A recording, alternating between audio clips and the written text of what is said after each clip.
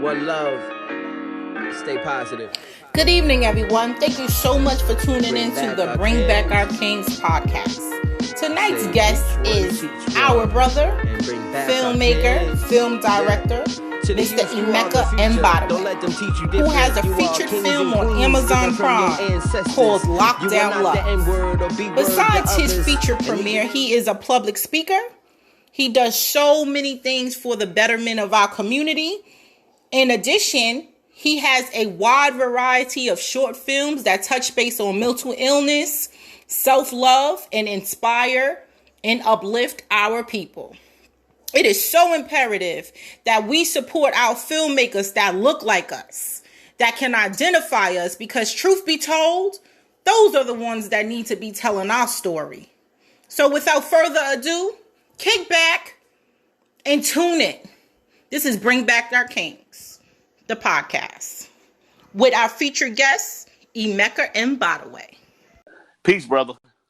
Peace. Emeka, I wanted to stop by saying, what got you into doing film production? Because I would never know. You know, I grew up with you as far as high school. I never knew that you was interested in this field. Mm-hmm. It's awesome. I looked at a lot of your YouTube videos and they had me rolling and some inspiration in there. I seen some healthy tips, and I see that you chisel yourself up. Yeah. And I was like, wow, man, he went from this guy to this guy, you know, and he pretty much everything. When I went to I'm a big guy, and I went to these nutritional meetings with these doctors, and it appears that all the stuff that they've been telling me for the longest, and I guess I'm lazy, I don't follow instructions. Mm-hmm. You pretty much put in a little video for everybody to see it. So I just thought that was awesome. Yeah, thank you. Mm-hmm. So I wanted to ask you, what inspired you to do your film that just came to Amazon? Okay. For Lockdown Love? Yeah, okay, so this film in particular is called Lockdown Love, and inspiration came to me just a few months ago, like around as soon as the pandemic kind of hit, because I had a film that I was supposed to shoot this year, like a bigger film. You know, I was in the process of trying to get the money and finding investors, and the pandemic hit in March, and that kind of derailed everything. So, you know, in a place of depression, because I'm like, you know, I was ready to go forward with this movie, and then this happened. I didn't want to sit home and not do nothing. So I said, what can I do that, you know, may consist of just, you know, one location, one actor, and just something that doesn't require that much manpower.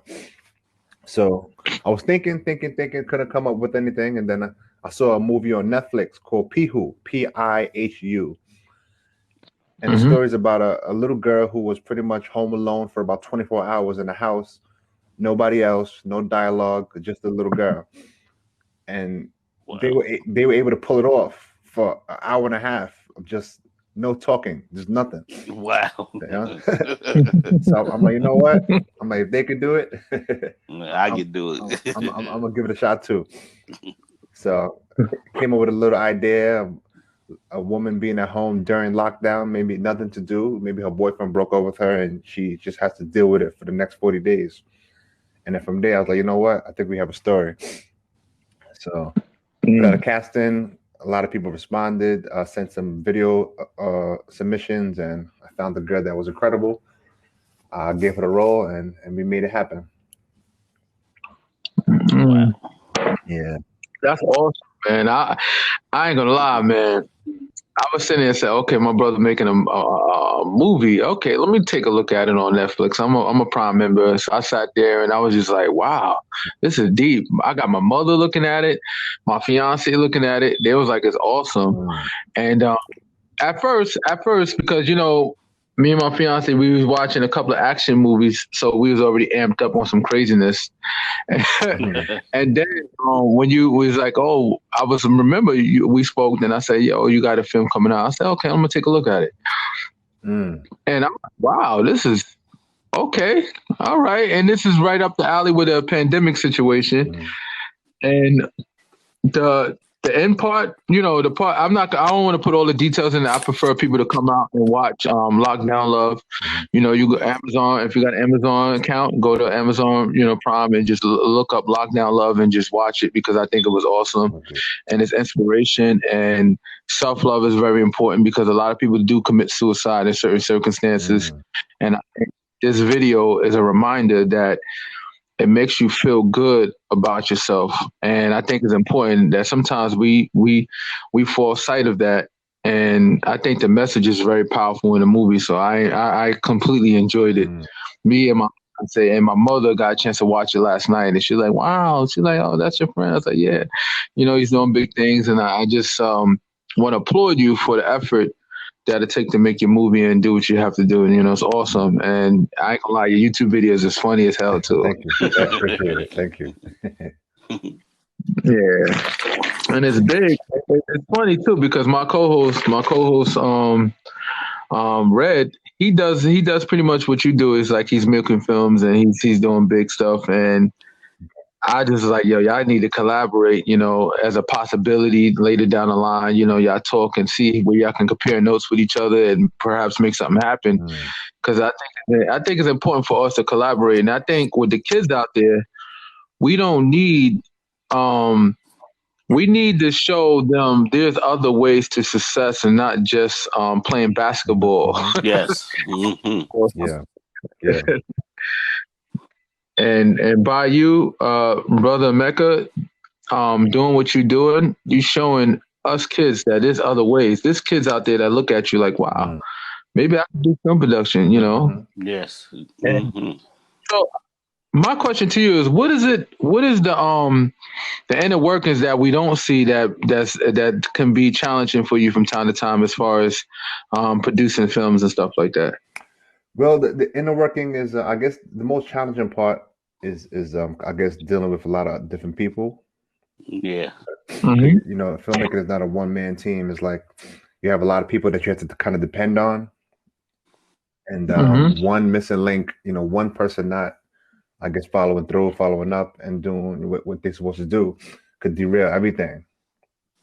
Yeah, that's facts. Okay. That's facts. I agree with that. So and like pre-production, when you're getting things ready, when you're kind of building the team and you're kind of waiting for people to respond back and emails and did this person do that, and it's so many different things that need to get done, especially when in an independent world, the funds are not really, there's not like a studio movie where we have money to just throw out and just pay people left and right. So, yeah. So a lot of people, volunteers and people that are willing to take low pay and just help out. And it's difficult sometimes, challenging sometimes to get people to just want to be on board to something that they haven't seen, take off yet. Once it's taken off, people, they want to get on the ship once it's moving. Yes. And that's a lot. A lot of them does that. Exactly. They watch and see what it does, and once it starts climbing up a little bit, that's when people inbox you and start want to be a part of the team and everything. So yeah. Exactly. So that's probably the most challenging things happening behind just getting everybody on the same page to all cooperate at the same wavelength and get things accomplished. But other than that, people, if everyone was on the same page and we were all moving like a well-oiled machine, everything's pretty smooth. That's facts. Yeah. Yes. Oh, okay. Excellent. That's an excellent response. I enjoy that response, and yeah, I know it could be very challenging. So many different personalities. Once you know what it is, I guess with making a film, it's not like just a one-person army where you could just make it happen. You have to have the characters, the individuals that's helping you produce it, and it could be a very challenging situation, especially during a pandemic. So I give you a lot of respect for you to even being able in a position to process a film during a pandemic. It was challenging. We had to just make sure everybody was masked up. We made sure so the lead characters was make sure they took tests, the COVID tests and everything, and make sure everybody was where they were supposed to be. But small location, minimal people, we were able to pull it off by the grace of God. and it was fun. It was fun, challenging, but definitely fun to do. It looked like it's entertaining. You know, I like I like performing arts. I like the whole idea of acting. I think there's a lot of messages that can be presented with acting, because what we do is when we watch TV, we're basically watching actors anyway. Yeah. You know, for whatever message or whatever topic they're putting out there. So to me, I think it's a very important role, a very important thing that you're putting out there, and it's also to also let these, because we are the Bring Back the Kings podcast, you know, in a sense that we're trying to put a message out there that all of us is not in a messed up position. Or we striving for excellence, and we want to show let it know that there's a lot of brothers out there that's positive and doing stuff to make a change. And by you putting out inspiration like that, you're touching all races of people, and I think it's important. Thank you. Appreciate that. My opinion, I think, is awesome. I think we need to do that. And brother Red, he's doing what you're doing right now. Like he has his own film production company as well. He's based out of Virginia, and he got his little crew and stuff like that. And that's why I was like, wow. I say, wow, two like-minded people maybe can collaborate maybe down the line and see what we can come up with. I understand that with the funding part can always be tough, you know. Yeah. And some people don't see the vision that you see. They only see what dollar signs I can make right now, and I think that could be the challenging aspect of it. Yeah. Yes. But when you like I read Spike Lee's in his book, and when you look at his trials before he came who he was, he had a lot of challenges too. You know, funding is always one of the major issues, and getting people to volunteer their services. Because I believe like this: if you could find somebody with the bigger picture, look at the bigger picture, volunteering your time is not. It shouldn't be for the community that hard, but it's hard for us. We could volunteer time for anything else that doesn't do nothing for us. But when it comes to like volunteering your time for a cause, we have issues with it. Yeah, a lot of issues. I understand the Black community is an issue. But not for nothing. So what? And I don't know if I asked this question and framed it properly, but did you always have a passion when you was a kid, or to like produce films, or what really brought you out there that, you know what, I think this is what I'm going to do? Because I never got that from you. Well, I never really got a chance to see you in school. We was in different classes. You was a couple of grades ahead of me and stuff. So it was definitely never my passion at high school. My passion was girls. I never even knew what a filmmaker was, to be honest with you. You was a ladies' man too, man. Not to put your business out there, brother. I know we owned high school for 20 years practically, but you was a ladies' man. All the women like, oh, that's the man right there. So I remember those stuff. That's why I passed. Okay, film industry. Okay. That was my only focus back then, was just having fun, playing basketball and girls. And the filmmaking thing came to me almost by accident. I had this. It's funny because I heard this classical music song once, and I don't remember where I heard it, but I was listening to it, and I started envisioning like this scene of like this guy getting shot and falling down back in slow motion, and I just kept having that vision in my head from listening to this song. And then I said, you know what? I kind of want to shoot this. Like I want to just shoot the scene. And my mom got me a camera, a little handheld camera back in the day. And I got my boy together, my boy Woodley from Staten Island as well. And I'm like, listen, I got this idea for this, this film I want to do. And he was like, bet. He came alongside with me, and I would just give him direction. Like, all right, shoot this. All right, put the camera there. All right, do this. So we shot a nice little, maybe a 6-minute little short thing. I got it edited because I didn't know nothing about nothing, like technology-wise, how to edit. Somebody cut it for me. And I had this little 7-minute short film that I put together with music, because I used that song and put it in there.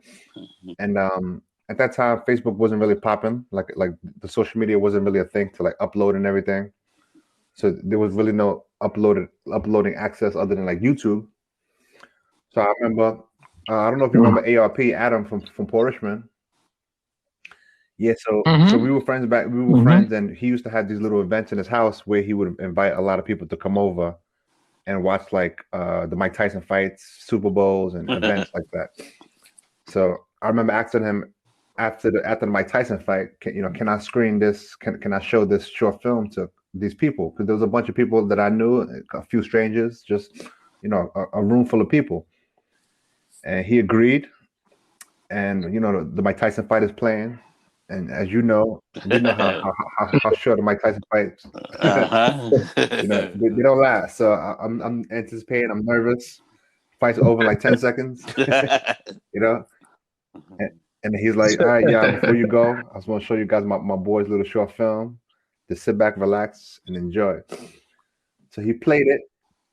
I'm sitting in the back, just looking at the people watch, and it finished.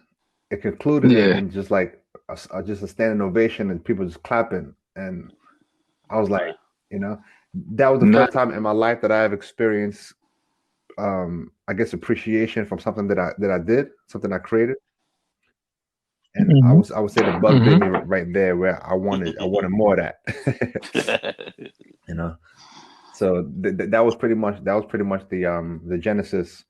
After that day of seeing people respond to something that I did.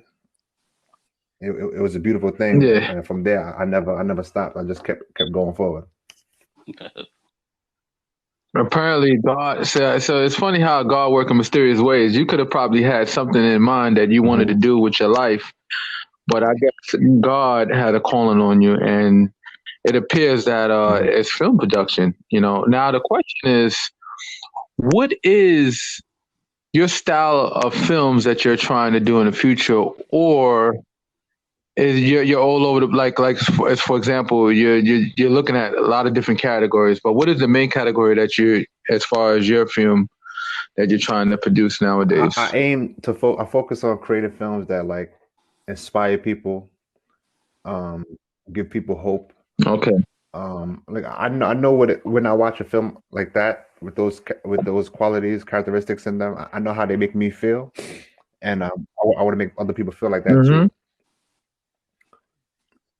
Yeah, that's great. I mean, that's awesome, and we need more feel good films nowadays. Sometimes I get corrupt with the whole violence and action and shooting films and stuff like that, but that's not healthy for my my soul.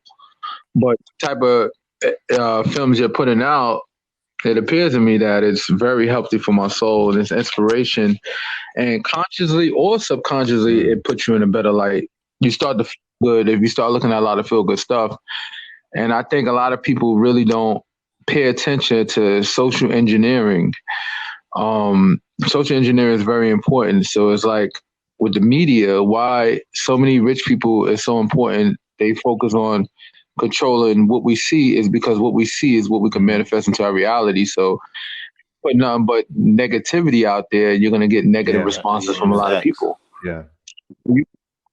So you putting out an inspiration film I think is very highly important. And I believe that there's an area for this. And to me, I believe that you'll be creating your own area. You got some other people that's doing it, but I think what you did, I think it was great. And I can't wait to continue to see more films that you produce that's like this. Thank you. Yeah, I also try to because I'm a speaker as well. I work with the youth for a long time. I was a youth director, and I do some motivational speaking. And I found out that oftentimes, because I have a lot of short films that I made a lot of them when I was working with the youth, and I noticed that I can communicate. Sometimes you can speak to somebody and try to communicate a message to them, but it's a little bit more effective if they could see it in a movie, like a message. Yeah. So if you watch my films, like you said earlier, like you're gonna have to dissect because there's a lot of there's so much in there that I want to feed people with, but they may not necessarily get the message if I just said it. But but if they see it visually in a film, it can resonate with them. So I have a lot of messages in my film that I try to get across to people that they can take and learn from and apply to their lives. You know, like, I mean, in this particular film, there's about 20 of them, but I mean, just one of them, without giving out any spoilers, like, I would just say Black Dress, there was somebody holding themselves back from going forward. Yeah. You know? Yeah, that's deep. You know? Wow. So yeah. That's deep. Yeah. Yeah. That's awesome, and you're doing a good job, you know. And I'm happy to know you as I'm happy to know that you're out there changing the world. And films is very important. A lot of people try to diminish how important films are. You could change a person's mind overnight by just putting the right film out there. Yeah. So it's very powerful. It's a very powerful tool. And instead of us allowing, and I have nothing against Hollywood or any of those places, because Hollywood is just a business and they're going to put out whatever they pull. They pull out good stuff too and bad stuff, but you could be one to just put out a lot of good stuff, and become an inspiration to everybody in America. We're in a healing situation because, and I'm not going to sit and a lot of people try to say, oh, we're going to blame Donald Trump. Donald Trump made America bad. No, America was already bad and had some issues and stuff. And I would like to say, in my opinion, that we just needed somebody to bring it together. And it's not necessarily a president. Maybe it's films, music, movies, many different ways we could bring America together. Because we, at the end of the day, we the human race, we black first, we human, we black, African first, but we still humans. And I try to promote, positivity, especially in the black community. When I look at the black community and how we suffer and we constantly go through a vicious cycle of doing the wrong thing, I think by you guys, like, and you, Emeka, being out there and putting out these positive films, and they know that you're a brother that's doing it, not that you're trying to do it because you're a brother, you're just doing it because you have a passion for good. It puts us in a better light, especially young men, put a lot of young men in a better light saying, okay, maybe I can put out inspiration films. Everything don't have to be gory or violence or killing. I understand that those always get the most hits. World. This world, so it's gonna be some violence, it's gonna be.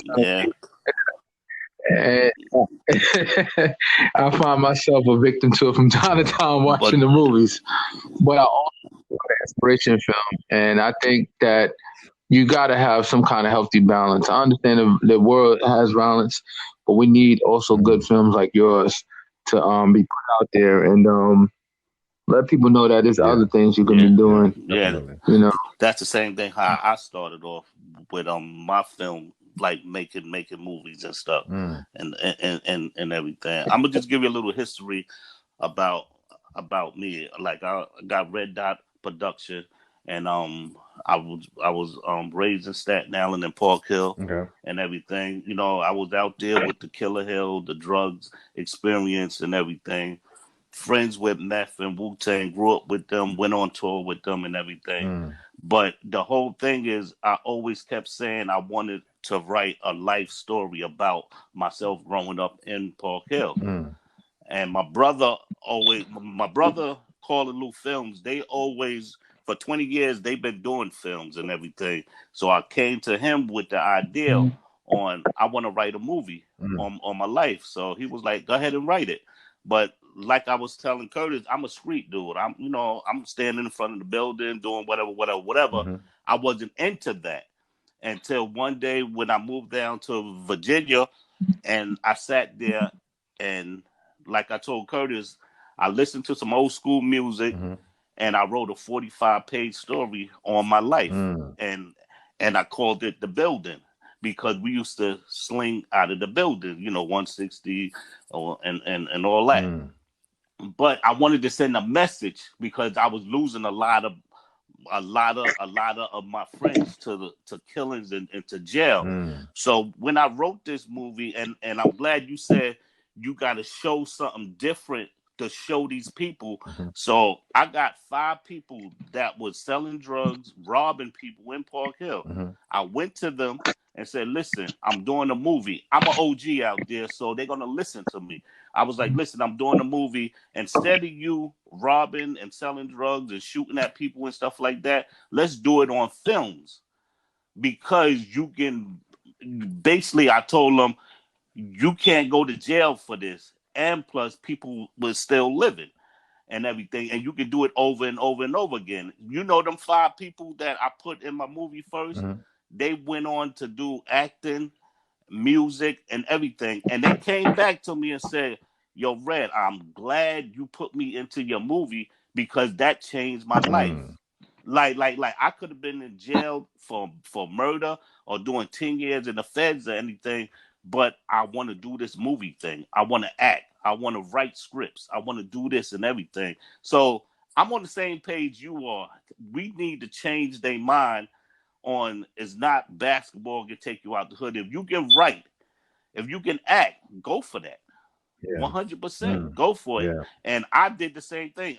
Like you said, you was into girls playing basketball. I was into street elements and I wasn't into writing. You know, after I finished my first writing, I read over 500 to 1,000 books. Damn. Like I just kept reading and reading. And now I write movies. That's my passion. I love writing scary movies, romance, urban movies, sci-fi movies. I love it now. I hear that. I love it. I should have been doing this from day one. Beginning. But like I said, it took me somewhere else. Like I had to learn something.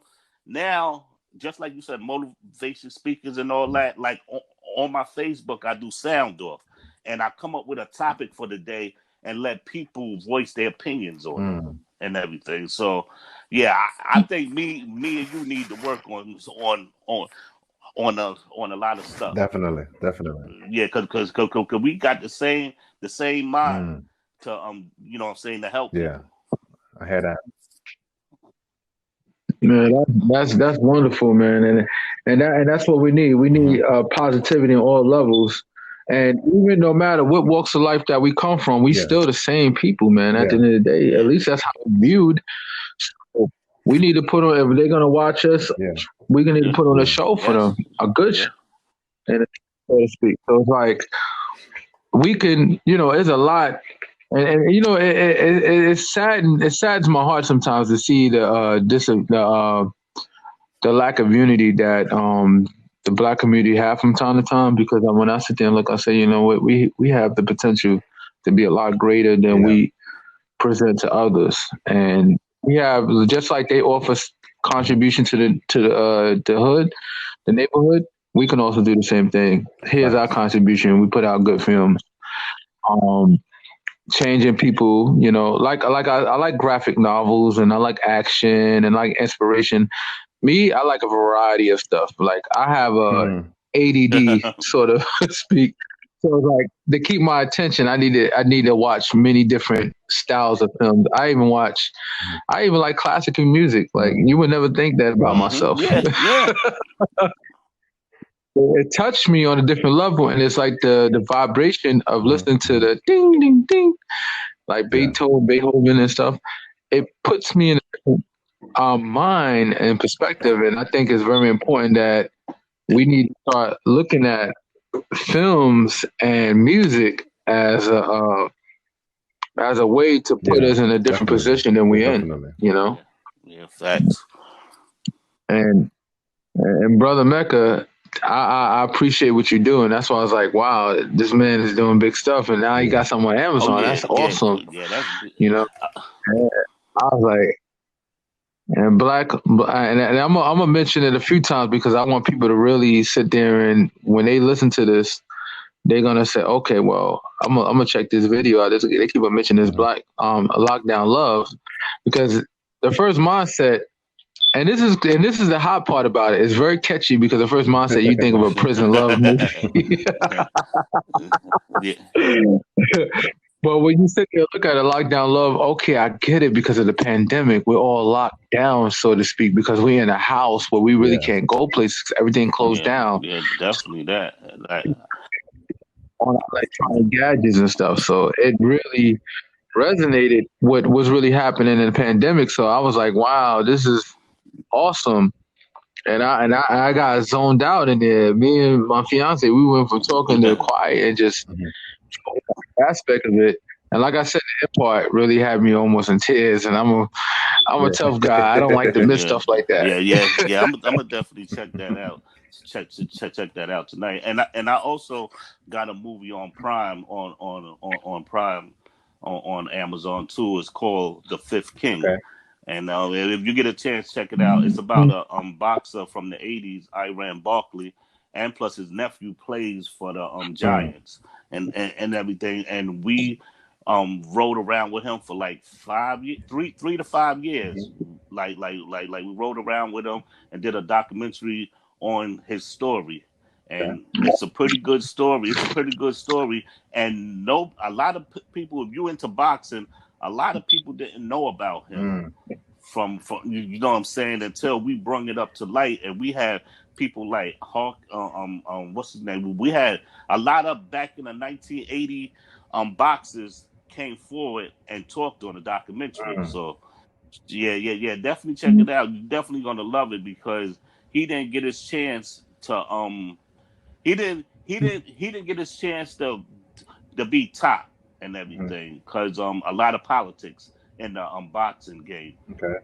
And once you check it out, you're gonna understand. You're gonna be like, wow, this dude went through a lot. And the crazy part is his sister taught him how to box. Wow. Yeah, I'm on that. Definitely. That's the Iron Broccoli story, right? Yeah, Iran Barkley story, The Fifth King. I'm on it. Yeah. Cool. Yeah. It's good though, and that's why I said, that's why I would definitely like to see you two guys collaborate on something, a project. One thing I like about technology, we don't necessarily have to be in the same room for every aspect now. I remember before, y'all gotta be in the same room. Nah, we can kind of like have some kind of separation.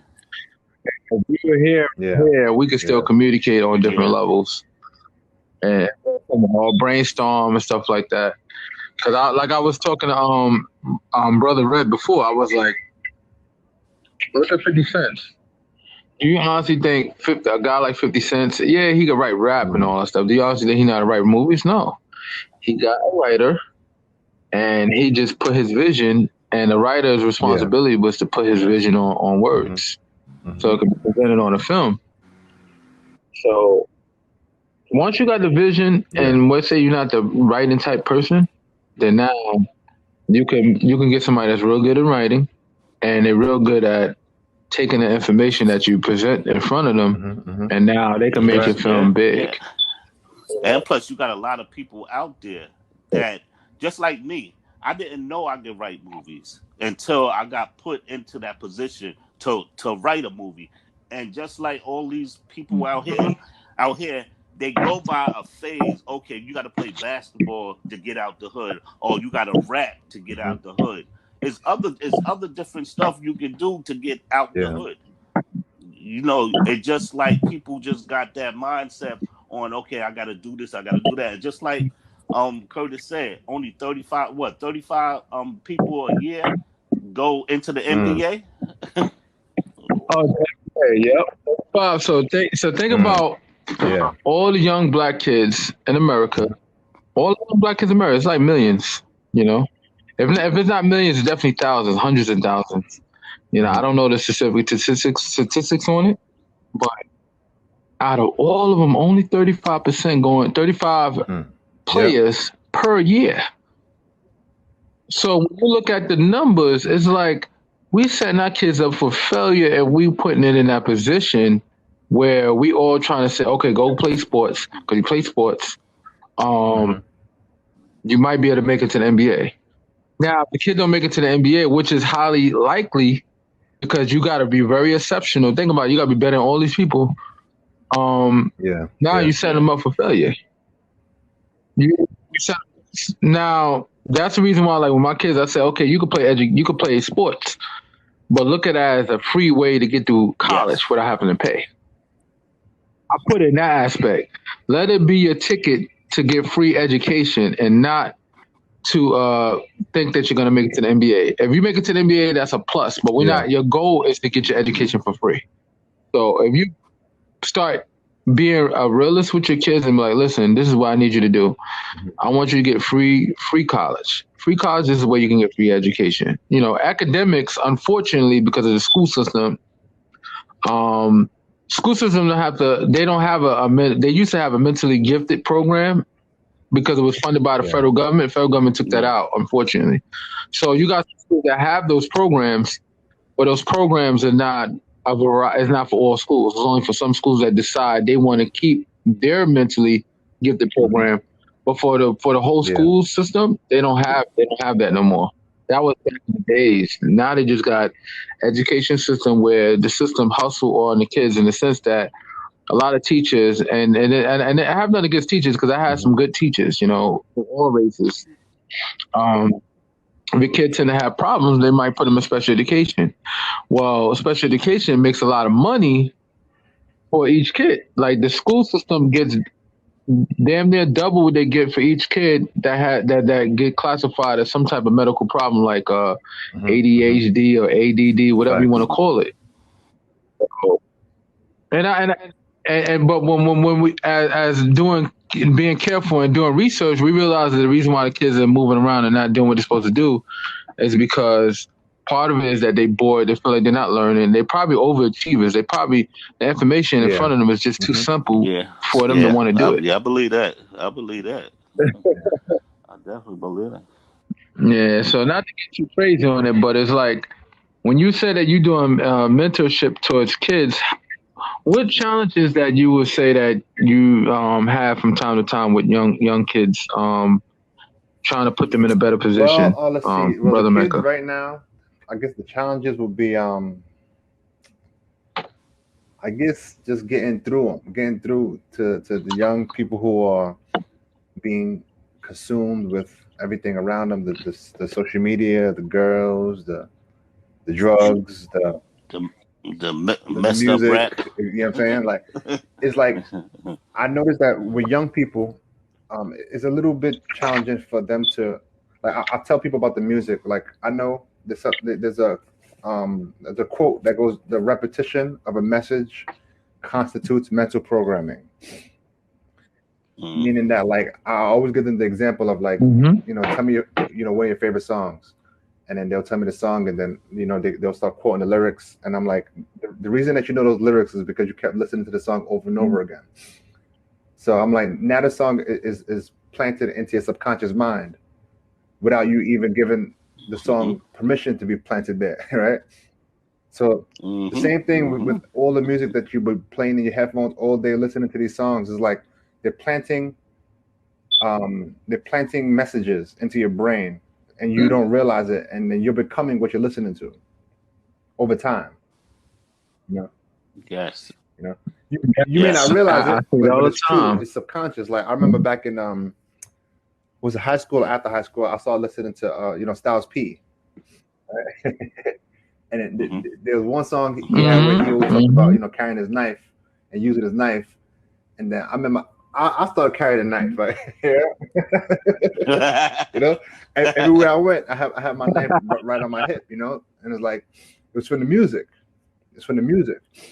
Yeah. So I'll be trying to tell these young kids, and it's like that part is a little hard for them to accept because they love the music, they love the beats and everything, but just the idea of just listening to these songs, like you don't know what kind of messages they're planted in your mind, and you start acting out these things and you don't even realize it. So that's probably the most challenging thing, trying to get the message across to these kids as far as the music goes, because I mean, you can't tell a kid not to listen to this. You know, this is music. This is everything. You know, people, that's all they do. The headphones in the air all day, listening to the music. And you think it's easy to convince a kid to go from, 50 Cent to some classical music. You know, So that's probably the most challenging part of communicating that idea about the music, because I understand it very well. I understand how music works. I've experienced it in my life. So, Yes. Yes. Yeah. Yeah. Yeah. But Awesome. also Awesome. remember in the 90s, um, they had classical music. Remember they had the girl that was playing the mhm, violin to yeah. hip hop music. And it sound good. It sound good. Now if we can keep like I always say, the music we had back then, we had conscious music, we had hip hop music, gangster music. We had all different types of music to listen to. If you didn't want to listen to Coogee rap, you listen Mhm, to De La Soul. But today it's none of that. It's none of that. It's strictly like some of the music is good, but most of it mhm, is garbage because be, be, Yes. because they get the same beat, and then they talk about trap. They talk about, like a lot of people said, we sold drugs back in the day. mhm, Y'all take drug music now, and y'all messed up. Like the dude I just had a one of my partners, the rapper that put a 25 diamond in his middle of his yeah. forehead. I'm sitting there like I'm gonna be honest with you. If I was Mhm, back in the days, I'd have went looking for him. I'd have definitely went looking for him. Oh yeah, you want to be black? But it's the mindset mhm, of these rappers these days. Who's putting a $25 million diamond, mhm, a pink diamond mm, in your forehead? And you know what I'm saying? And that's telling me these kids, is they need help. They're reaching out mm, for help. You gotta be reaching out for help because you got a lot of yeah. rappers getting killed. A lot of rappers is getting killed over nonsense. Yeah, this Yeah, is crazy. so that's why I want to help. I'm trying to help and try to bring back the Yeah, old ways. yeah. That's true, man. That's 100%. Just that influence and the young people's minds are like sponges. They're gonna absorb everything that they see. Yes, yes, Hmm. and they doing it. Now I'm like, wow. But getting off that subject, I Hmm. just want to ask you a question. I'm trying to get people to invest into my Red Dot production and do different types of film. Can you explain how you get your Yeah. investments? So basically, so far, the main film that I talked about before that I wanted to shoot, Hmm. I was in talks with different investors to try to get some money. Like just kind of, we were in pre-production mode. It was early stages. I didn't land any of them, Okay. but we were in the talks. But Okay. this particular film that I just shot was all out of pocket. This was just like Yeah. Okay. it Okay. was supposed to be real light, but it got a little bit more. I guess as you build, you start realizing, okay, I need a little Hmm. more money for this. Oh, we got to buy that. Yes. But this, You got to cut yeah, corners over exactly, here. exactly. So this Yeah. particular one, everything Yeah. I've done thus far has been out of pocket. You know, Okay. I had a Okay. 6 episode web series that's on YouTube now that I shot here in Staten Island, and that one I did. Are you familiar with crowdfunding? Like, yeah, like GoFundMe. Yes. Yes. Yes. Hmm. Yes, so Yes. we did a nice little GoFundMe. We raised about $2,500 with that, and then I put my twenty five Okay. hundred Okay. dollars on top of that, and so we were able to shoot about six Yeah. episodes for about 5 racks. And just Okay. listen. Right Okay. now, my pockets are like rabbit ears. You know what I'm saying? But yeah. you know, Yeah. Nah, I feel you. I feel you because I was asking because when I first wrote my first web series, like I want to put it out there to let people know we was the first persons in Staten Island that mm, wrote a web series. We wrote our web series mm, in 2009 and everything. And when I wrote the web series, it's called The Building. A lot of like I forgot the people in Brooklyn that got to mm, deal with Jay-Z. Well, one of their friends sons was living in Park Hill at the time, and he see what we was doing, and he took it out to Brooklyn, and we was going for a movie deal. Like we had talks with Ice Cube and everything, and E40 Brothers, they loved the concept because they was like, yo, that's a Wu-Tang movie because you from Park Hill, you talking about growing up with them. It's a Wu-Tang movie, and we was before Empire, we was before NWA movie, before all of this, like, you know, black, I call it black expo movies that's coming out in web series and everything. We was the first one, but we didn't have a lane for it and everything. But people took bits and parts of it and made a lane for us and everything. And when we did our movie, the two episodes, we only did 2 episodes. People thought we spent like 20,000 to 30,000 to make this, and we only spent $500. we spent $500, but we got creative. Like we was the first ones in Park Hill or Staten Island. When we put it out there, people started coming. Like, yo, listen, I want to act, I want to do this, and we set up an audition in Manhattan, and we got people to come out on just like you said, on their spare time. We ain't had to pay no money to them. The only thing we did, pay a cab fare, and had some food for them. And everybody was there every Friday and Saturday and Sunday. They was there.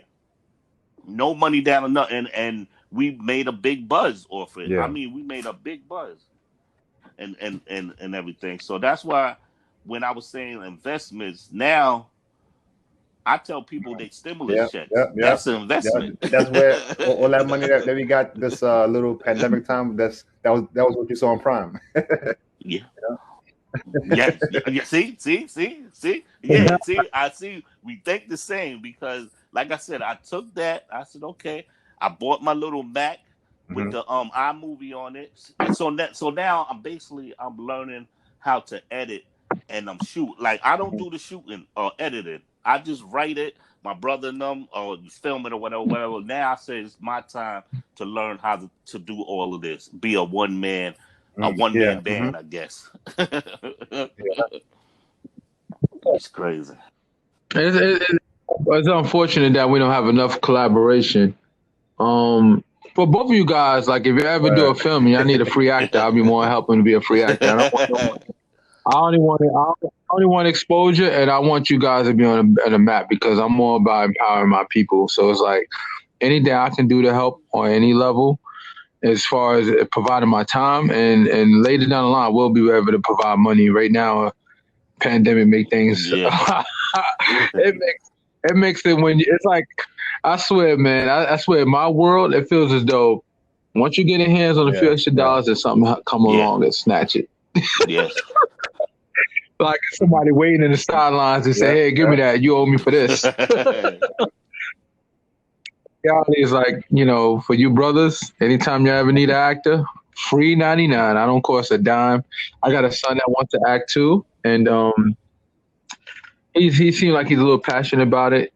And you know, I'm just more focused on the message and the exposure of you guys, like being in a better position later, because y'all be the ones that provide people for jobs later. You know, especially Emeka, like you'll be in a position where you could provide people good paying jobs later down the line. You know, Tyler Perry, anybody can get Tyler Perry. Tyler Perry started from nothing, and not saying that it's easy. No, he sacrificed a lot, and he got where he at, and he had a degree in architect, and he just wasn't his passion, so he was living out of his car. And that's why I say it's very important. Once you got a passion for something, it's different. Forget having goals and say, okay, I want to be this. Like, I'm a computer engineer. I'm not even working in the computer field right now. I do a little freelance work when I need extra money. I could do freelancing, fix people networks. People got problems. People want to write a program. I know how to write programs. It's not my area of expertise. If you look me up on paper, I'm a software engineer, but I really don't read writing software like that.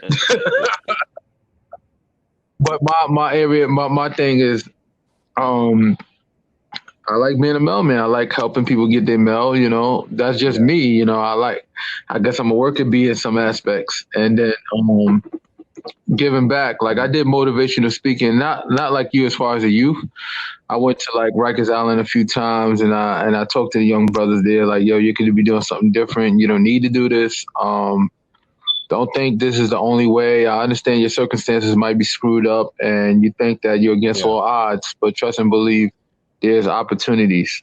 It ain't really that many opportunities. I'll be saying that as a motivation, but to be honest with you, it's not that many opportunities. And I think by you brothers out there doing something different, y'all creating that category to make it bigger and make it bigger and important, so kids can see that there's other categories.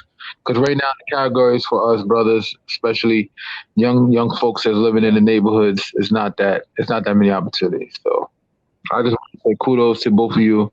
Kudos to you, Emeka, because making a film on inspiration, I think that was very important. And I tip my hat to it, because I was sitting there like, wow, this movie is awesome, you know. And I'm a tough critic. I'm gonna be honest with you. I'm a jerk. If I said the movie sucked, trust me, believe I would have told you, like, brother, your film, I don't know.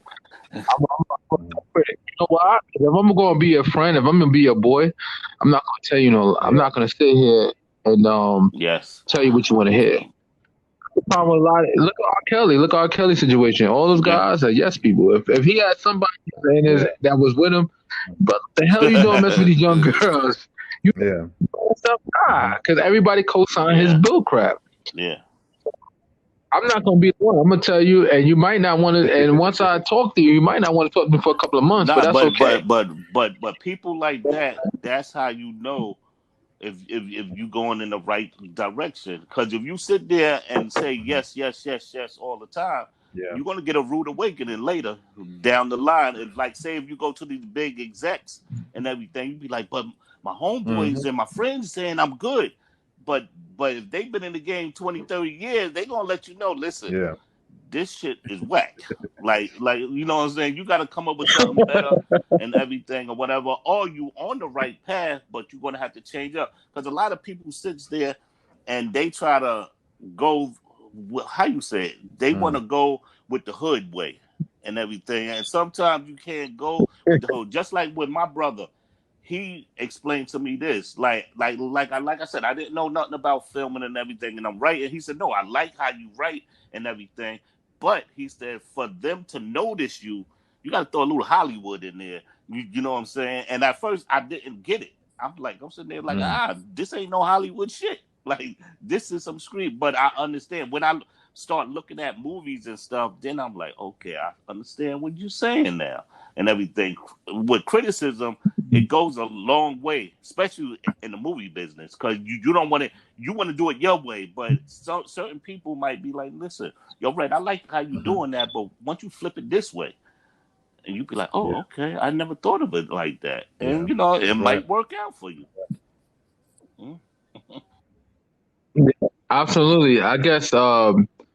As long as it doesn't change the message, flipping things around, the scenes and certain things that you're going to present into the film, and it still has to, as long as the message is strong. Because I guess it all depends on what is your plot for your story, and as long as your plot is being executed, I guess it doesn't matter if you change a few elements around here and there. If it seems to be in a better situation where it could put more people to wanting to watch your film, so. I personally, you know, I'm not a film director. No. I don't know nothing like you guys. Y'all expert. Emeka, you're expert. I don't know that about the stuff. But I'm just saying, if it doesn't change the message, I don't mind critiquing certain things. No matter how good you are, it's always a learning. You know, we can always stay teachable. That's what I learned about life. You could be teachable, and you guys and the reason why I say that you're helping the community on a level that you probably don't even understand, I understand it more deeper, but maybe I do understand it, that you're help disrupting the prison pipeline. Like Mecca, you said that you talk to these young youth, you disrupting the prison pipeline. You're disrupting it. You're single-handedly disrupting it, but every time you commit into the kid and put them in a different position, you put them in a position where they're not going to sit there and go to school, get caught up in school, and then end up getting locked up because they're a product of they become a product of the environment. You're disrupting that. So even though that you're creating films, you're also doing good things for the community by speaking to these kids. So motivation speaking Motivation speech is very important, and I commend you for that. And I commend you, Brother Red, for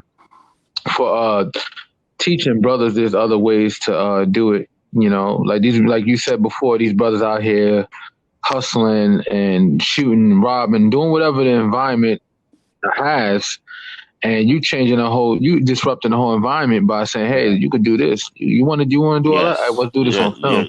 Yes. Wow, change their mindset too, and put them in a different perspective. Like, whoa, maybe I don't need to do all this. So I like to see this. Like Emeka, like your film, it touched me, and your short films, like I swear that the dietary part, when you talking about how Black people, part of our issue is our diet. I mean, the main source of our problems is our diet. It's very important. When you put that on the film, that you did on YouTube, you're absolutely right. Our diet is killing us, man. Killing us more than people getting shot in the hood. 100%. We dying because we're not eating right. Yeah, I gotta check that out because, I gotta check that out because I walk 6 miles a day, but my eating habits is not up to par. I even gotta, if you know the Curtis, I plugged that book in the film, right? So that book is live too. People, I put everything in that book. I got a small book called HOE, HOE. Yeah. It stands for health. Yeah. I looked at that. Yeah. Health and nutrition and motivation. Okay. Yeah, I definitely got to get on that. Yeah, it's awesome. I seen the book too. That's what I was about to promote next. I was like, you got the book. So I just wanted to describe the health. And that's why I was talking about the health, because here's the thing. We thinking most of us is dying by the hands of others in our community, but we're actually dying by our diets. We need to try to minimize the amount of pharmaceutical drugs that we take, because that's killing us as well. But when you got diabetes and high blood pressure and hypertension, we're dying from that at a record number, more than any other race. Because and I'm not sitting there. I don't really know the biology of every other race, but I know the biology of African people, so to speak. We more meant to eat natural stuff. So when we take all this preservative type foods and stuff, the same way is able to be preserved a long period of time without expiring. That's the same thing that we ingesting in our system, in which it takes longer to digest. So when I was listening to your film, I'm like, wow, a lot of this stuff that you were saying in your film, I got it from doctors. You know what I'm saying? That's why I'm not lying about what you say. I got it from freaking doctors, like nutritionists. I sat down with nutritionists and it was breaking down and educating me. I'm busy sitting there, Dad, there's a pill for everything. So I'm in the nutrition, like, okay, what pill I could take so I can lose this weight? That way. Wow. Silly for kids, right? Yeah. So, you ever thought about doing a whole movie about it, like health and stuff? And see, you know what it is. I don't know as far as lawsuits, like you get sued, what you present in the films and stuff. I don't know all the legal ramifications when it comes to film production or whatever. And that's the part that's kind of scary too, right? Like you could put out a lot of stuff. Like I seen some guy put out something about McDonald's, but he was actually approved to do it, which is weird. McDonald's approved him to do it, so that's why he didn't get sued. But he put out how McDonald's got so much preservatives that he could put a wrapper and put it in his cabinet for a whole year with the bun. Everything good. Whole year. So if we eating that and it's taking a long time to like break down outside the body, just can imagine how it takes a long time to digest in our colon and our system. So wow. So what inspired you to make a short film about that? I had a lot of ailments and problems, health issues growing up. Like different things that I saw were a result of the things I was eating. Just one of them real quick. I was born with asthma.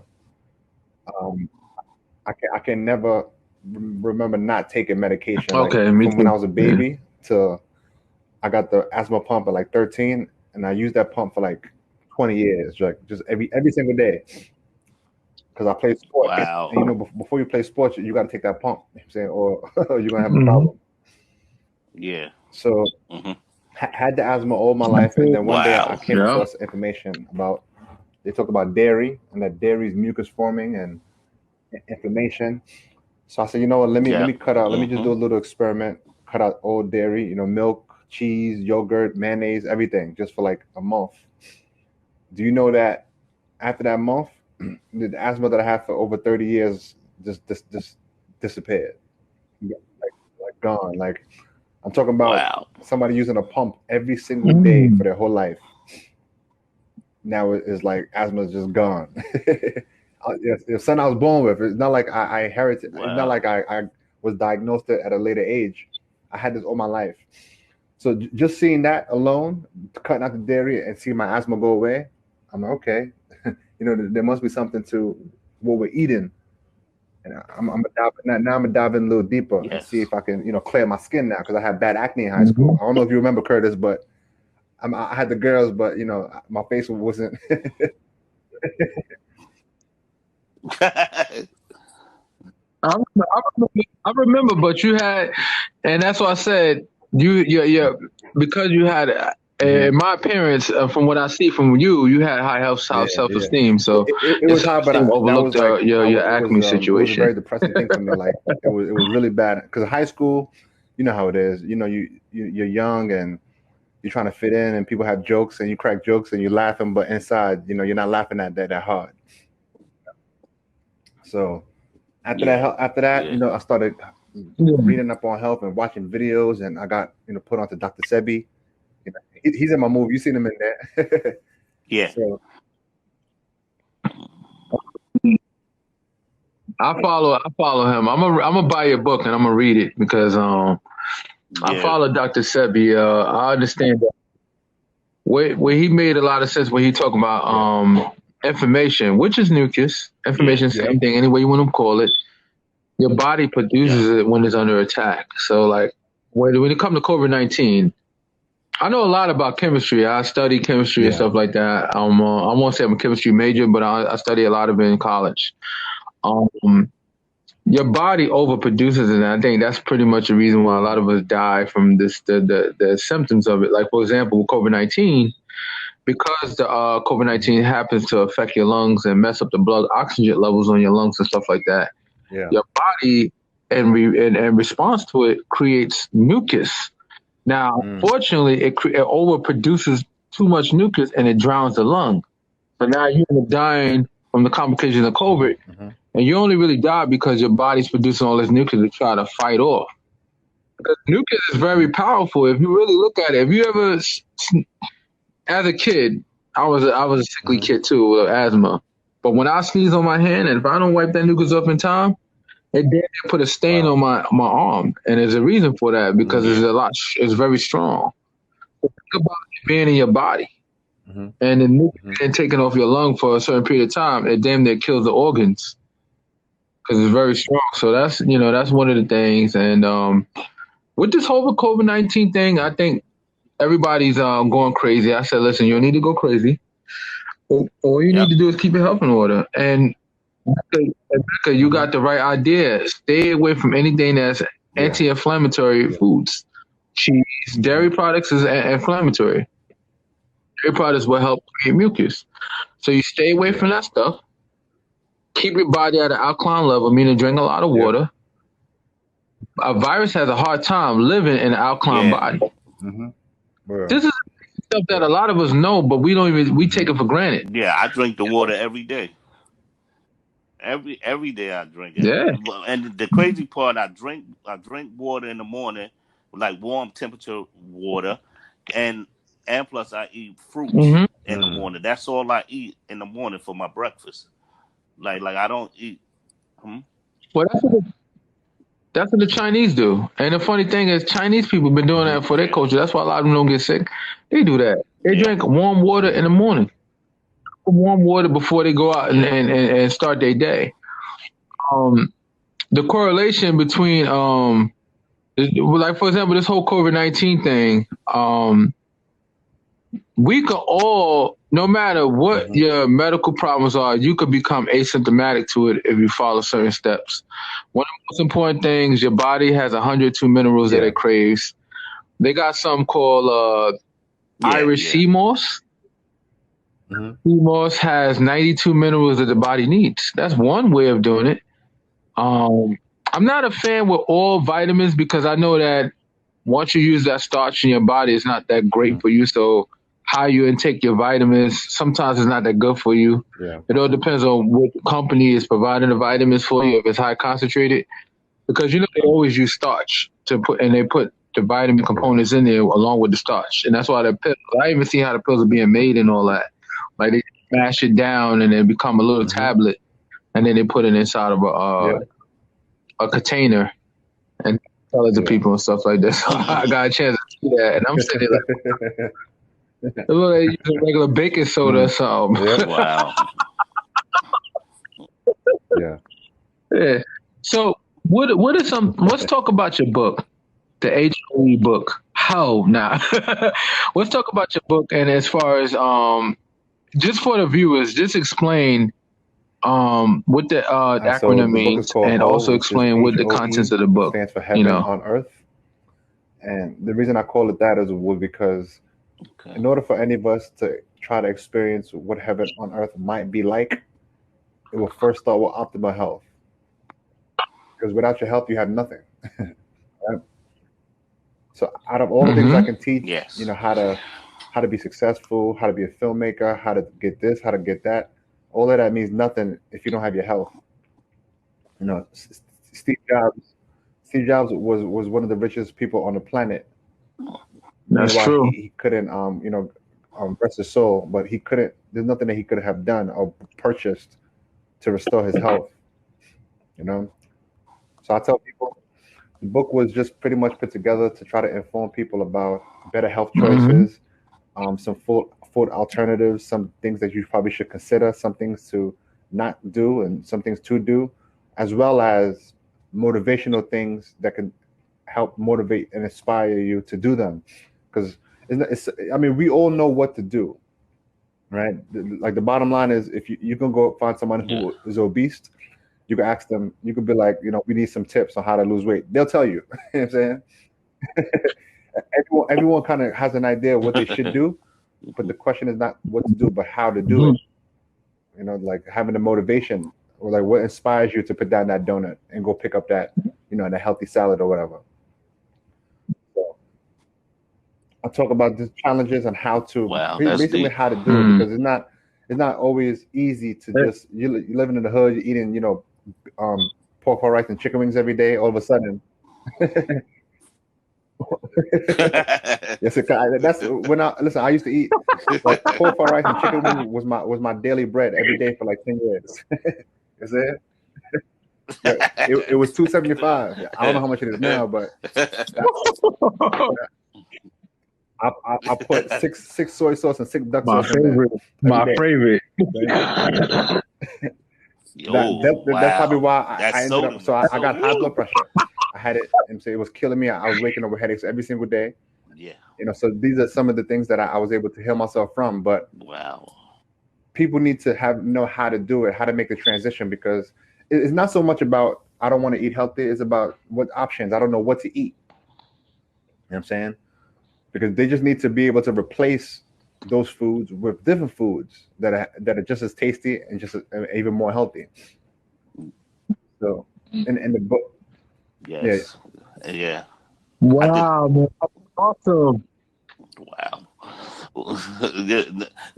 No, because I like what he's saying, because I did that. I started changing my lifestyle like about 3 years ago of food eating and everything, because I'm getting older. Like I'll be 54 this year, and I don't have no high blood pressure or nothing.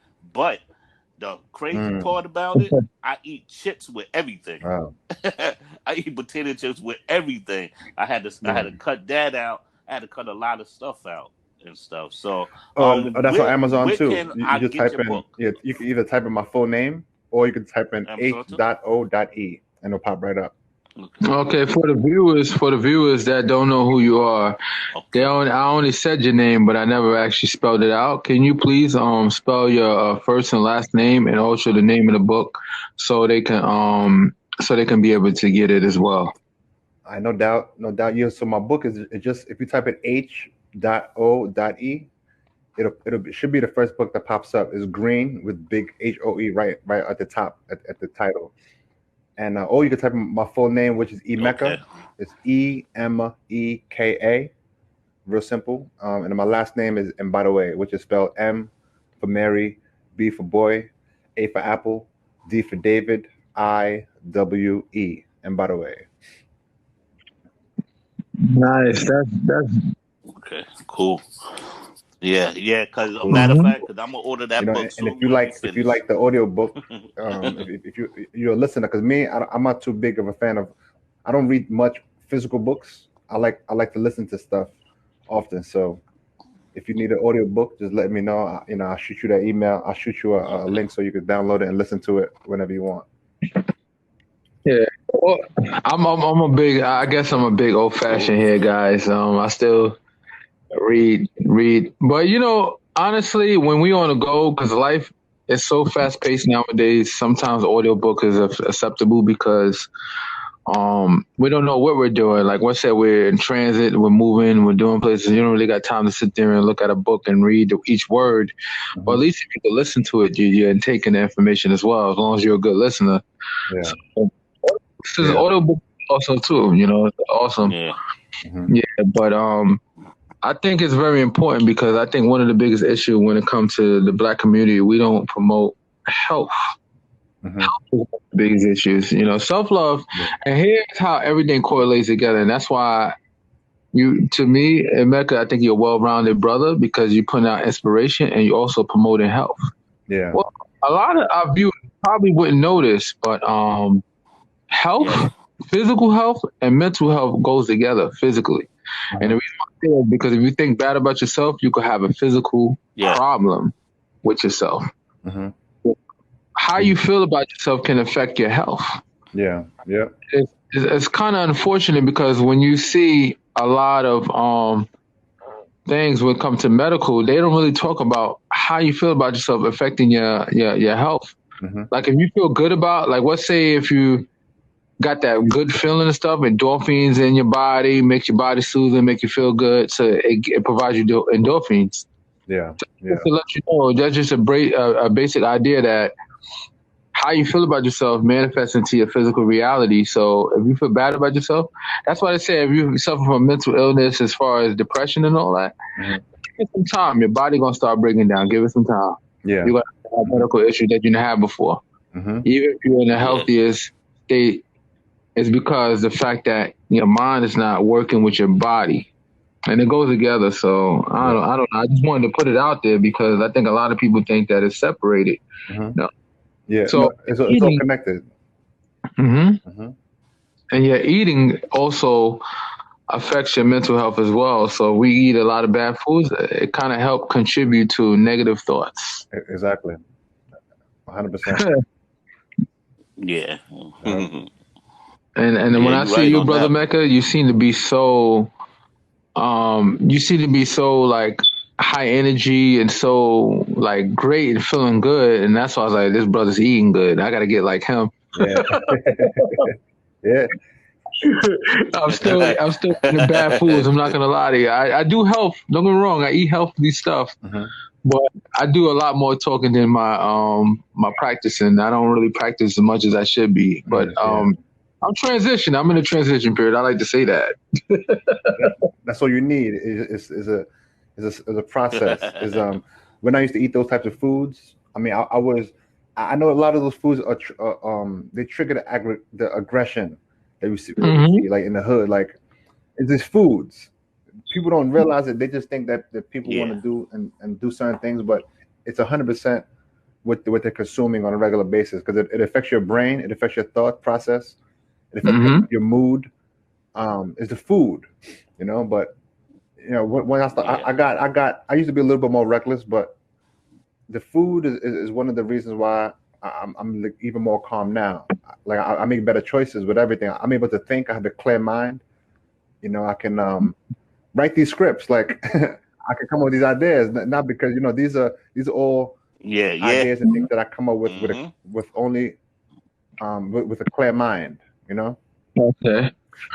So if you look at one thing, if you look at when it comes to food, the things that you're putting in your body, if you look at it, you buy a brand new car from the dealership or whatever. That brand new car could be like your brand new body, and then you have instructions of what kind of fuel to put in there, right? If you buy a brand new car, they're like, do not put regular gas in here. If you're buying a diesel car, you can't put no other fuel in there. So we have our bodies, we should be putting in certain foods, but if you start putting in all types of different foods and fuels in your car that's not supposed to be in, what happens over time? And so we start to break down.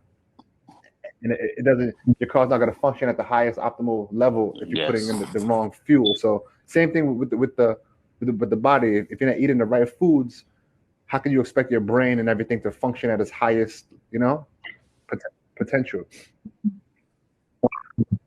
Yeah. A lot of processed food you eat. That's awesome, and I think, and when I look at a lot of Black entrepreneurs and stuff like that, and in the Black community, I don't see enough of them promoting health. We always talking about how we can make money, but we're not talking about health, because one of the important factors that you could be successful making money and die tomorrow. You know what I'm saying? Yeah.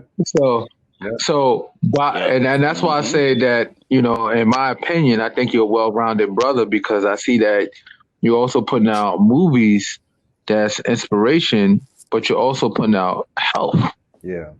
And you concentrated in your film that, your short film, when it comes to your healthy film, is that it's also a contributing factor that being Black, you're subject to more health problems.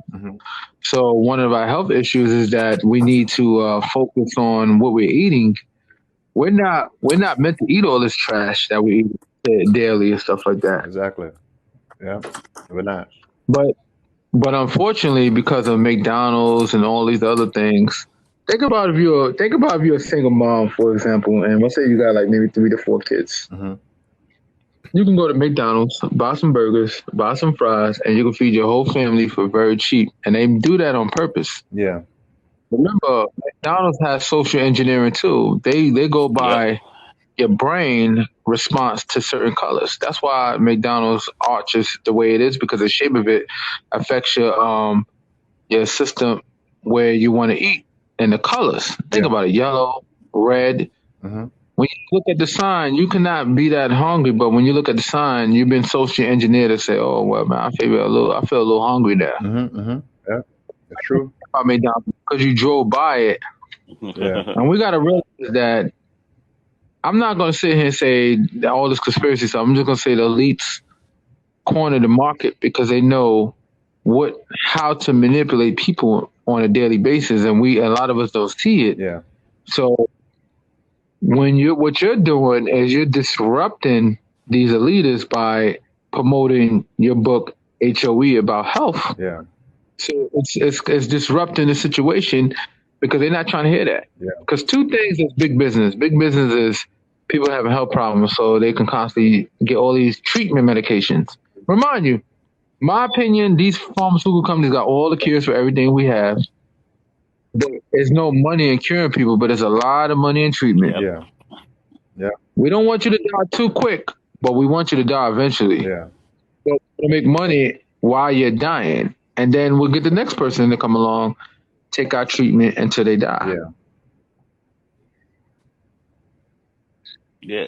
And that's why if you look at American foods to European foods, they put so much chemicals stuff in our food. If you look at a European, say a Mountain Dew,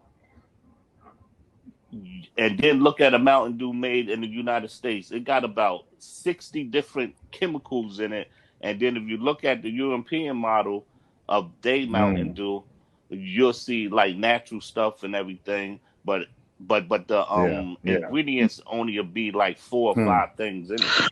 It's crazy. It's crazy. I think part of the situation is that America, when people say it's a capitalist society, is about making money. Well, it's true.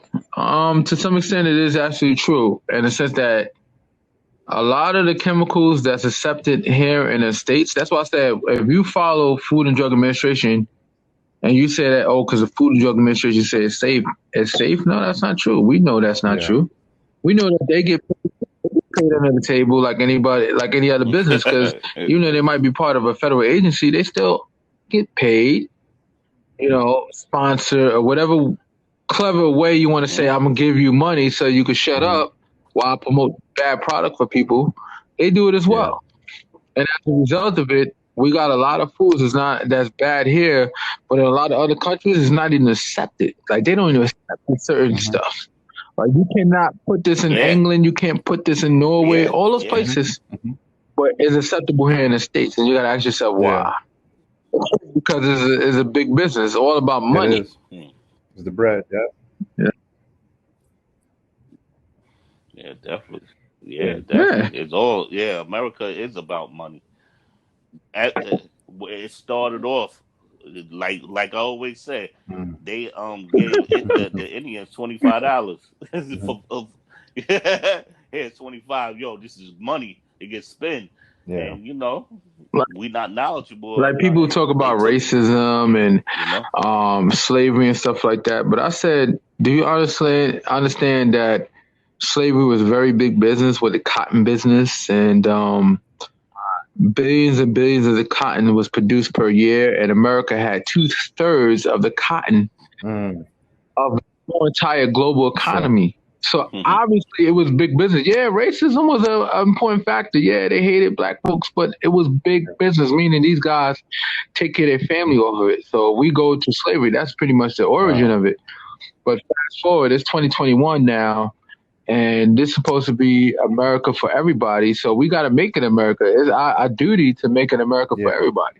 I believe that we can get there. Even when other people don't see the vision, I see it. It's just that it's going to be a lot of blood. It's going to be a lot of sweat, hard work, and it's going to get there one day. I don't want to sit there and, I'm not going to be like the narrow-minded people say, it's always going to be like this. No.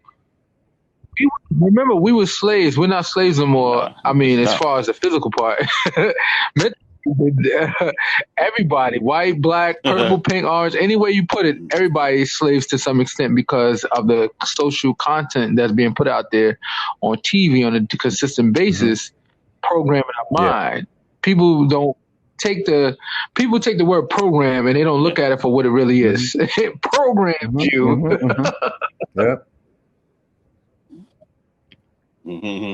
But but one thing I say that's very effective that you're doing, Brother Emeka, is by putting out health. You created a book for health, for us to eat right and do better, because it's going to promote better mindset, positive mindset. A lot of stuff we eat contributes to our negative impact on our body as far as what we think and how we feel about ourselves. So it promotes negativity. If we eat a lot better, we're going to think a lot better. It's just a real simple science. 100%. 100%. Why is it that they're not promoting it? Why they don't promote mental health and physical health as the same thing? A lot. You got some scientists out there that put it together, but a lot of them don't. And you got to ask why? Because they've been silenced. A lot of them not allowed to put it out there. If they got too much of a big following, they don't put it out there because they know that it can disrupt to elites. They don't want you to be healthy and stuff like that. And they know by you eating this food, and McDonald's, and I'm not here to try to be on a conspiracy talk, but I'm only going by facts. McDonald's is worried about making money. Yeah, they're going to put a few kids through college. They got the little college program and stuff like that. And I couldn't stop laughing about it.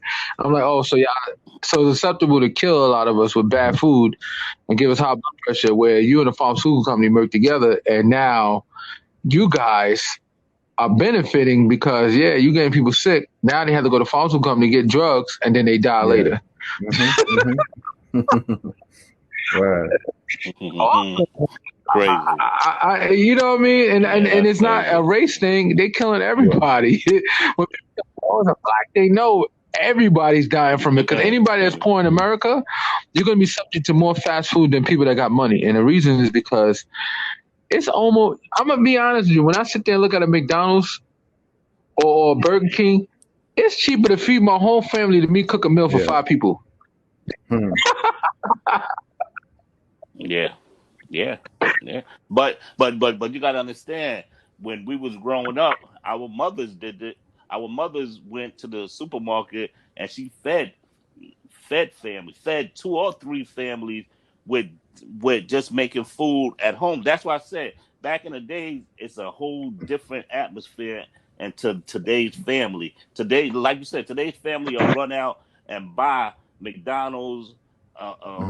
McDonald's from the dollar meal and everything, and feed the whole family and stuff. So it's crazy, and that's why it's more people getting sick. More kids got health problems. And it's sad. But I like your book, Hoe, HOE. I'm definitely gonna get the book myself, and I'm gonna look at it because the video to me was extremely convincing, and apparently that. It looks as though you did so much research, because the way you presented that video was so on point and it was effective. And I was like, wow, so if that's effective, the video is effective, then the book got to be even better. Yeah, definitely. Well, I could, if I could paint, I want to paint this picture that came to my mind. I was thinking about, I just got my first plant at my crib. First plant I ever had, and I'm taking care of it and trying to. It's a beautiful thing. I get up every morning, walk past it, and I'm like, look, it's getting like the leaves are getting longer, and they're like they're stretching out towards the window, and I'm like, I never had a plant in my life, right? So I'm like, I was thinking to myself, like, if I gave you a plant, let's say I gave you a brand new baby plant, just the plant and the roots or whatever, and I gave it to you to bring home. See, I'm gonna paint the picture because I'm a storyteller, so maybe the story people can use it to help themselves. So, you see, yes. So if I gave you new plant with instructions of what kind of soil to use, what kind of water, and how to basically nurture it, you take the plant home. Let's say you put the plant in, I don't know, it's like just dirt, or you put it in some other impotent dirt or soil. Let's say you're pouring every day. You pour milk into there. You pour milk into the soil. You pour soda in there. You're pouring just everything, not water. All right. Well, eventually, the plant is just not going to thrive. It's going to try to grow. The leaves are probably going to start turning brown. They're going to start hanging, and eventually, that plant is going to just come to a it's going to die. That plant is significant in that it's very similar to the human body, in that the human body has also instructions of what to put in there and the foods that are going to help it to grow versus the foods that are going to help it to die. So you've been eating all these foods, the foods that don't necessarily belong in the body. You're going to have the same result as the plant. But the beautiful thing is that plant, even though that plant has been given all of those foods, the plant is now irredeemable. Like, you can't redeem a plant that's already dead. If it's dead, it's dead. But the beautiful thing with the human body is that it can be reversed. Even if you've been eating these foods all your life and you've acquired diseases and problems and pains and issues, all of those things can be redeemed by just making a switch. That's the difference between you and the plant. The plant is dead, it's finished. But the human body, it wants to heal itself. It wants to grow. It wants to thrive. And once somebody can make that switch and begin to give it the nutrients that belongs in it, they will start to see the body reverse, and you can almost be restored back to how it was originally supposed to be. So it is. It is. And I remember the plant cells growing up as a kid. I remember my mom was like, you got to get these plants, you got to go sell these plants and stuff. So I used to go to it's like a Home Depot. It was some bootleg spot so it was like an agriculture store that my mom used to take me to. And we used to sell plants and stuff like that for 25 cents. I go way back, 25 cents for a plant. Since the size of it. Yeah, I always was around plants. My mother was a plant lover, so I always was around plants and everything. And plus, she used to send us to South Carolina to my grandfather, so that's how I learned how to cook and how to plant stuff See? and how to survive off Yeah. the land and everything. So Not yeah, not to give you I a tip feel, for your feel new you on book that. that you should make, but I think maybe you should write a book on agriculture science as far as growing our own food, because I think um, we're not gonna have true liberation if we don't have if we're not eating the right stuff. And I think maybe there's a lot of us out here that own houses and have gardens, but we don't put nothing in those gardens. It's just dirt. 100%. And our own food is gonna put us in a better position. Yeah. So I think because the way you put that, I don't know, you just got me convinced. Like I feel like I'm not smart to put the information together the way you did, and I just was sitting there like, damn, I would have done it like that. Wow, I wouldn't even think of that one. Like later down the line, you could, after this book, yeah. put another book out, agriculture science, and I guess you do your research. You're a very smart guy. You was a very smart guy in school, so you could just put your research together and create a book or maybe a video, whatever way suits you and your comfortability, to talk about growing food and stuff. Because I think that's very important too. I think we rely on these other businesses or third party people to buy food from, thinking that it's organic, and it's not as organic as it says it is. Like Whole Foods, some of the stuff in there, the components in there, the foods and chicken and stuff, they found hormones injections and stuff in it.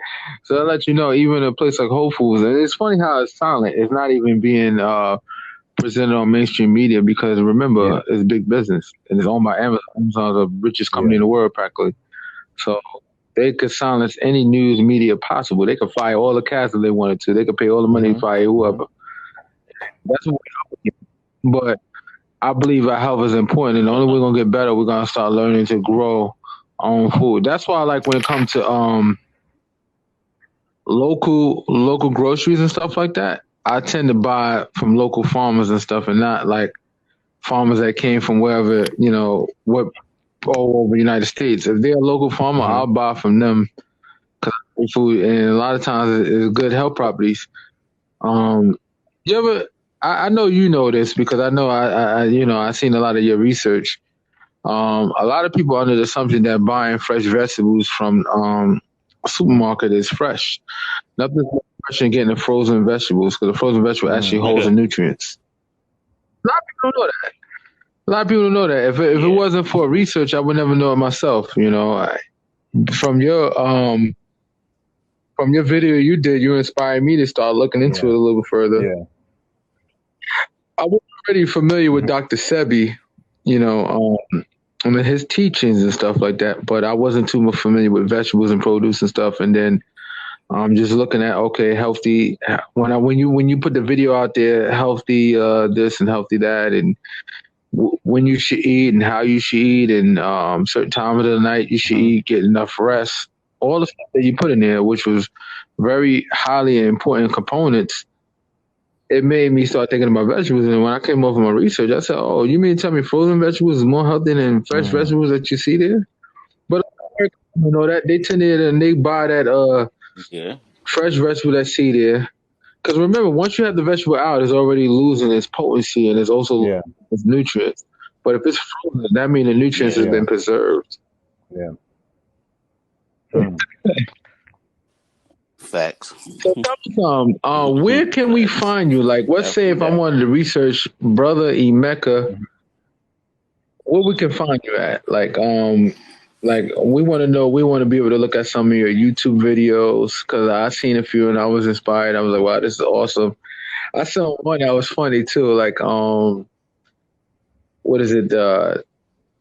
With the stripper, and she thinking that you just trying to perform an act on her, but it was a whole different concept that you didn't understand. And it's like you said, these are powerful messages. I was just looking at your videos like, wow, this is powerful right here. Yeah. Thank you. Yeah. So I'm on across all platforms. I'm under the same tag, which is at Emeka Film. EMEKA FILM, Emeka Film. across Facebook and Instagram and everything. And then YouTube is under the same thing, but with an S at the end. So it's Emeka Films, plural. Yeah, Emeka Films on YouTube, or just type in my full name, and you should be able to see. Have about maybe 100 to 200 videos in there. So my entire name on YouTube or my entire name.com will bring you directly to my website if they want to check out some of the short films. Yeah, I just thought it was awesome. I was like, wow, you have a lot of great content out there, and I think some people still didn't get a chance to see it yet. So, me personally, I don't have too much exposure with social media, but I would definitely promote some of the stuff on Facebook. I promoted. I didn't even tag. It's funny too because your health thing. I didn't even tag you in it because I was so concerned about so many people that I know that suffer from a lot of different medical problems and trying to eat healthy. I have conversations with family and friends, and they talk about, "Oh, I want to do better. I want to do this." So, my apologies for not tagging you in it. But the first thing I did was tag other people and stuff like that. The only problem I have is that if I tag you in something, you should comment on it. I don't need you to call me and talk about it. No, we're more promoting. Like I think with the Black community, we got to focus on our promoting level. We got to promote each other, and I think that's one of our issues. We got to promote each other. If we got if we got some good content, I don't see what the problem is. Definitely, I agree.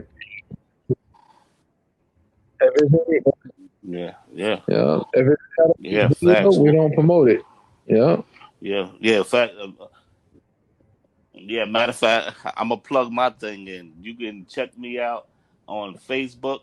I'm on Red Dot, or you can check me out on Nappy Red June, and on Instagram, I'm on Charles June Jr. My real name and everything, and and plus every day, every morning. I always do a sound off a different topic. If you want to be involved with that, definitely come aboard and everything. If you got different topics that you want to put out there so we can educate our neighborhood people, Black people, white people, all different race. Let's educate them on our bring up. Like, bring it up. Like one thing I did was on what the thing I did it on the black, not the what the hell, basically I think it was Black Lives Matter and the Civil Rights Movement. What's the difference between that? Just to educate people on that and everything, and it's all different types of things.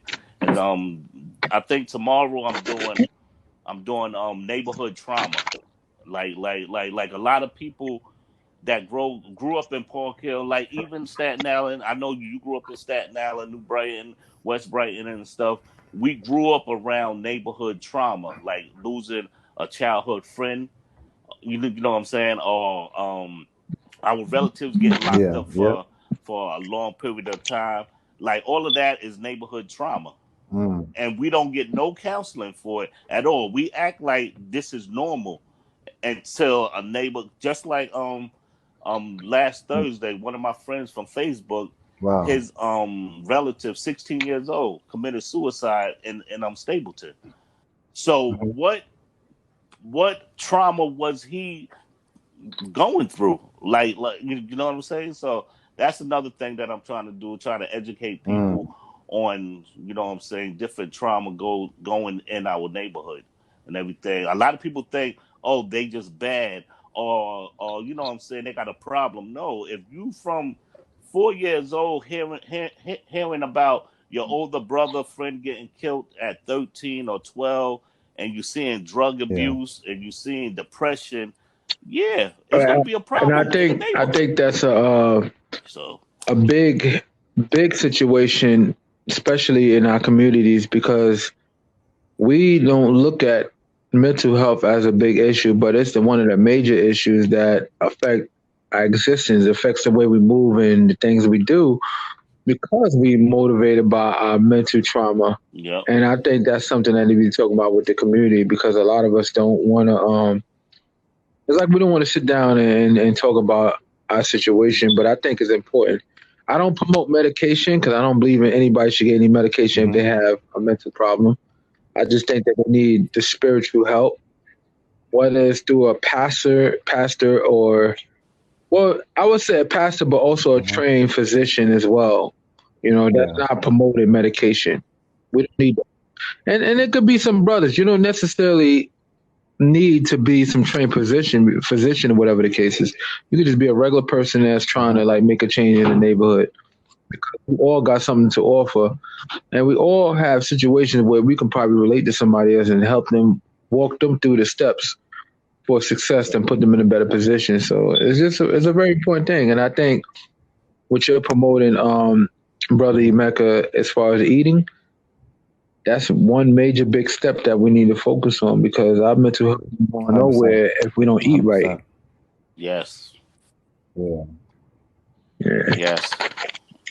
But this is great. So what is your future projects like? What is the things that you're thinking about working on next after pandemic issues and stuff? Because I know it's going to probably be some time because everybody getting the injections and all this craziness. Yeah, well, this next film that I'm hoping to do, this is going to be the one. This is my baby right here. I've been working on it, or I guess I've been developing it for over 10 years. And this one's called ATAP, ATAP, which stands for All Things Are Possible. Okay. And it's going to be pretty strong message. Okay. For a young black man, a young black woman.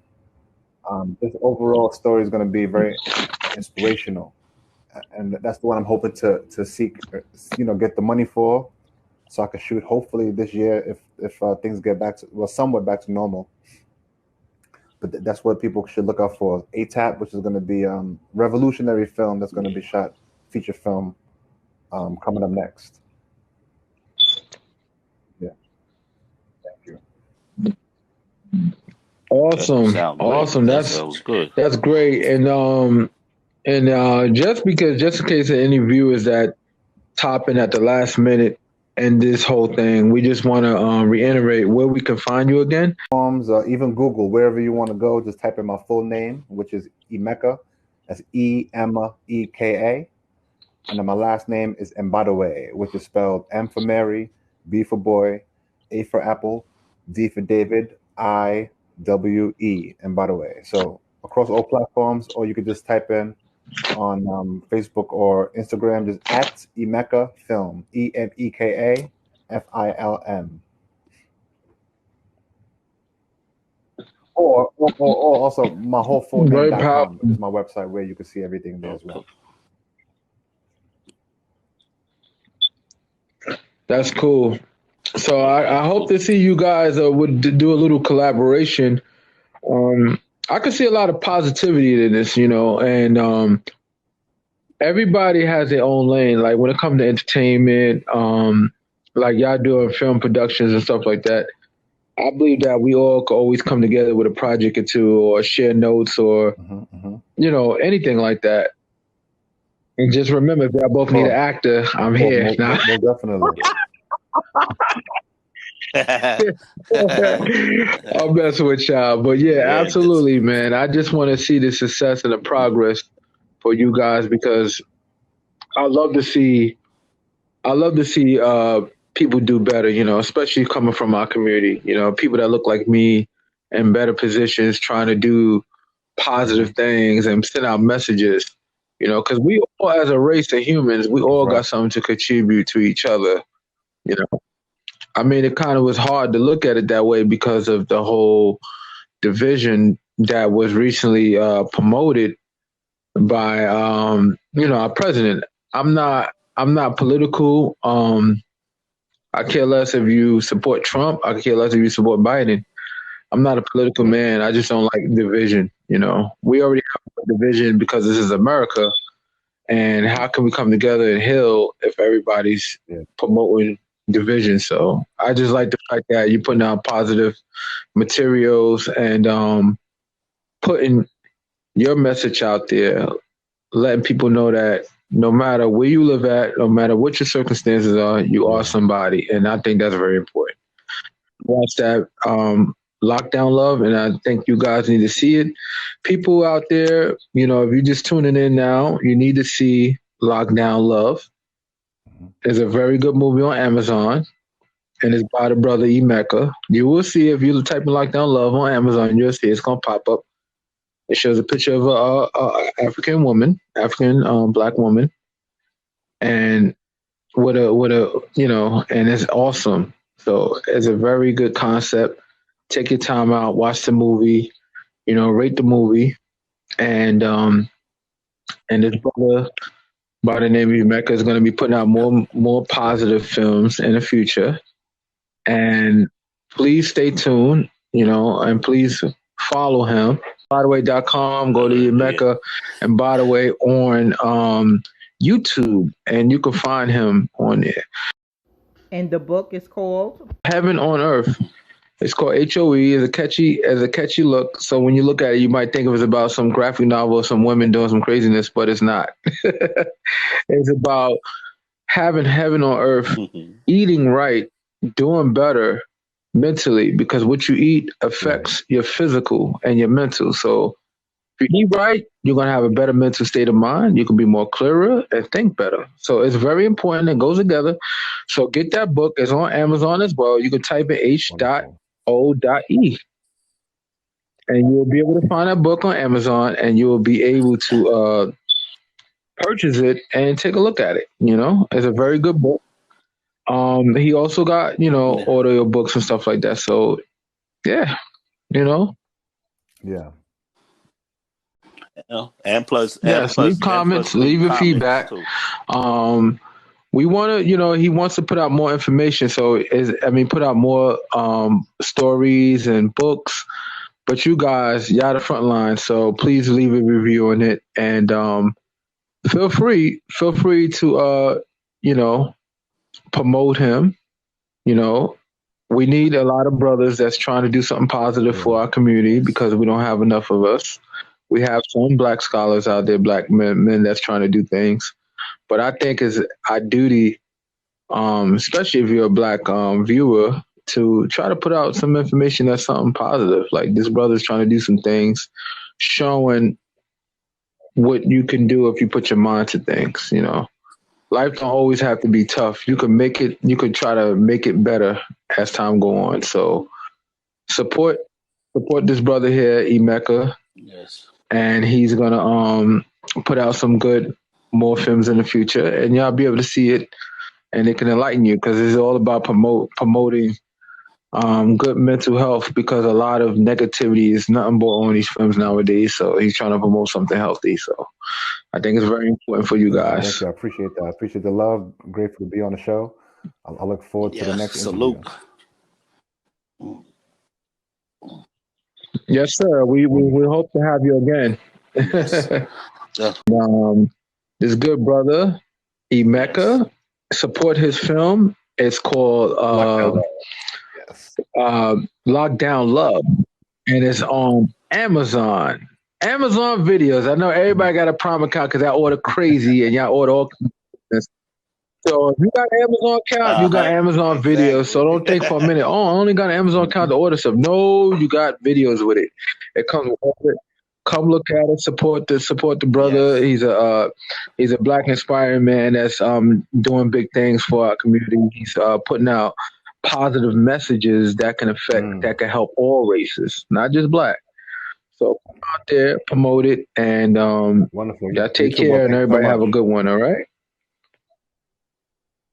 All right, brother. Thank you for the interview. We thank you so much. Thank you. One love. Stay positive. Bring back our kings. Say reach one, teach one, and bring back our kings. Yeah. To the youth, you are the future. Don't let them teach you different. You are kings and queens given from your ancestors. You are not the N-word or B-word to others. And even then, you're smarter than what these people call you. Don't have to be a rapper, private dancer, or a trapper, but you could be a teacher, future leader, or a doctor. Listen to your mama, pay attention to your father. They want you to be better than the way they was brought up. Stay away from the corners. Not everyone is built for it. If you make a change, tell yours and not their story. Be who you are. There's only one you in this world. And swear to God, nobody is respectful to a fraud. Always be 100. Honesty is policy. Stay beyond the crowd. Take charge. Don't be a follower. Be queens and kings. You was born to be blessed as. Reach one, teach one. The future is our next step. Bring back our kings.